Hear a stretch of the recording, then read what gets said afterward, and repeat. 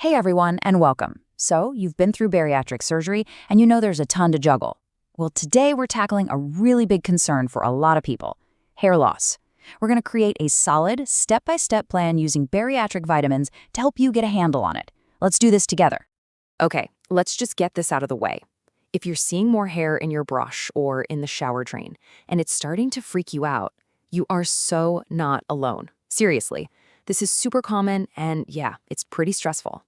But here's the good news. Science totally gets why this happens, and there's actually a lot we can do to fight back. All right, so here's the game plan. First, we'll dig into why this is even happening. Then we'll build out your essential nutrient toolkit, figure out how to pick the right vitamins, and actually read those confusing labels. After that, we'll touch on some key lifestyle habits, and finally, we'll cover when you should probably check in with your doctor. It's all about going from what's happening to, okay, I've got this. Okay, first up, let's get into the nitty-gritty of why this happens. You know, it's not just some random weird side effect. It's actually a pretty predictable process your body goes through when it's adapting to all these huge changes. And yeah, it's got a fancy scientific name. And that name is telogen effluvium. Sounds a little intense, right? But the idea behind it is actually pretty straightforward. Basically, all the stress from the surgery, the anesthesia, and the super fast weight loss, it all sends a shockwave to your system. That shockwave tells a bunch of your hair follicles, hey, time out, and they shift from their normal growing phase straight into a shedding phase. It's like they're hitting the eject button a little too early. So how do you know if this is what's happening to you? Well, here's the key thing. It's not about getting big, patchy bald spots. It's more of an all-over thinning. You just start seeing more hair everywhere, in the drain, on your brush, all over your clothes. And honestly, just knowing that this is the specific pattern can really help take some of the anxiety down a notch. And check this out. This timeline is so important. The shedding doesn't happen right away. Nope. It usually kicks in around 2 to 4 months after your surgery, which can feel really confusing. But then, as your body starts to find its new normal, usually around that 6-month mark, things start to turn around. The recovery begins, and those follicles get back to work. The big takeaway here, this is temporary. It has a start, a middle, and, thank goodness, an end. Okay, so we understand the problem. Now let's talk about the solution. To help your body bounce back and get into that recovery phase, you've got to give it the right tools, the right building blocks. So let's put together that essential nutrient toolkit that your hair is basically screaming for. All right, this right here, this is your hair's dream team. Every single one of these plays a vital part. Think of protein as the bricks. Your hair is literally made of a protein called keratin, so without it, you've got nothing to build with. Iron? That's the delivery truck, bringing oxygen to the hair follicles to fuel them up. Zinc is like the maintenance crew, handling repairs. And V vitamins, they're the spark plugs that get the whole engine running. You really need all of them. Now, this is super, super important. You can't just go to the store and grab any old multivitamin. After bariatric surgery, the way your body absorbs nutrients is completely different, and that means the type or the form of the vitamin you're taking can be even more important than the actual dose. Let me give you a perfect example. Vitamin B12. Most cheap standard vitamins use a form called cyanocobalamin. Your body has to take this and convert it into something it can actually use. But after surgery, your body isn't so great at that conversion process. The better form is methylcobalamin. It's already active, so your body can use it instantly. It's like getting cash instead of a check you have to go deposit and wait for it to clear. And it's the exact same story with minerals like iron. You'll often see ferrous sulfate on labels. It's common, but it can be really rough on your stomach and hard to absorb.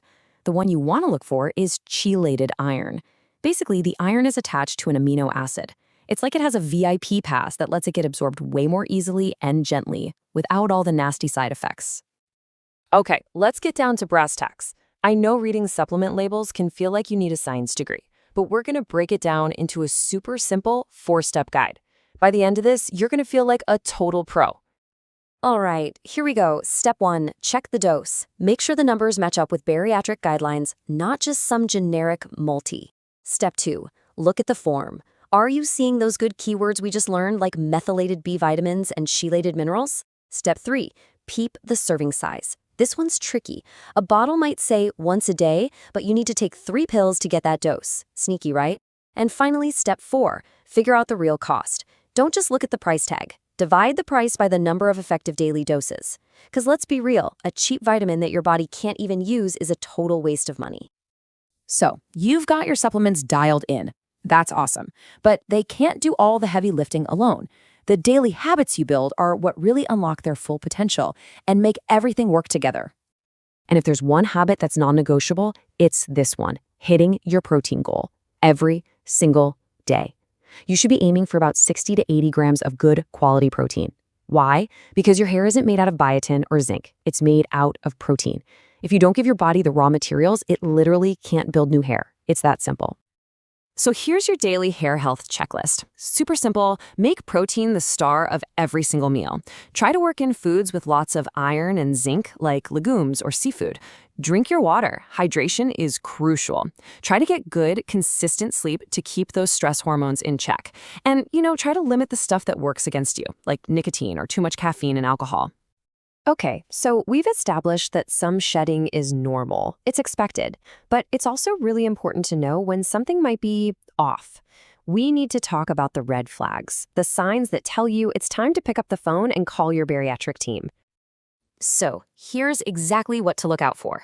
Give your team a call if the hair loss keeps going strong past that 6 to 12 month mark, or if it suddenly gets way worse or you notice your part getting wider.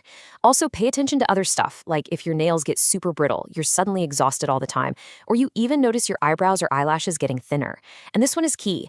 If you are doing everything right with your vitamins and protein, but the shedding just won't quit after that initial phase, that's your body telling you something's up and you need to get it checked out. I love this quote because it just hits the nail on the head. This whole plan, it's not just about looking good. It's so much deeper than that. When you follow this kind of plan, you're not just supporting hair.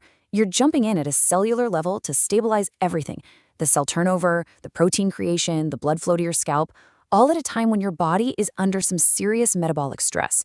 You're giving your body exactly what it needs to heal and thrive. So, that brings us to the final, most important question, and it's for you.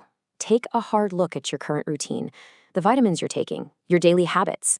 Ask yourself, is my regimen really right for me and my post-op body? I hope this explainer gives you the tools to figure that out. And please, take this info and talk to your bariatric team. Work with them to create the absolute best plan for you. You've got this.